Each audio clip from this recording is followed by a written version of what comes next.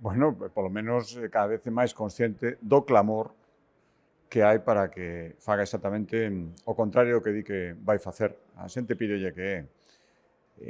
a xente, moita xente do seu partido. E isto sube cada vez máis, o dirán públicamente, o que é un sentimento eu creo que moitísimos españoles, de moitísimos galegos, que así non podemos seguir, que cada día, cando creemos que o escándalo que coñecemos non pode ser superado,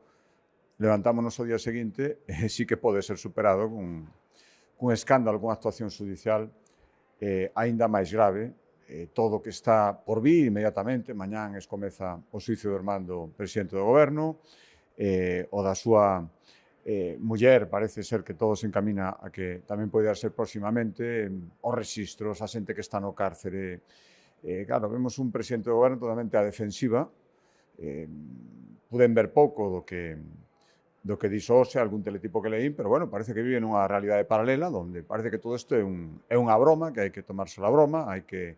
desviar balóns fora, e non é unha broma para nada, porque isto, ademais de todo o que implica do punto de vista ético e do punto de vista das posibles responsabilidades penais, é a imaxe dun goberno e o día a día dun goberno que non está gobernando. Eu me pregunto agora mesmo quen está ao timón das grandes decisións que se teñen que tomar dende o goberno central e que nos afectan a todas as comunidades autónomas e, por tanto, tamén afectan aos galegos. Todo o mundo pode entender que agora mesmo un presidente do goberno que, ademais, hoxe, unha vez máis, faltou a sesión de control, escapa do Parlamento,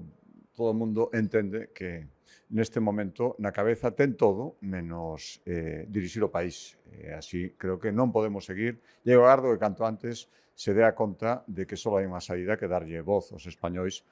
para que digan se queremos seguir así ou se queremos cambiar, que eu creo que van a decir que queremos cambiar.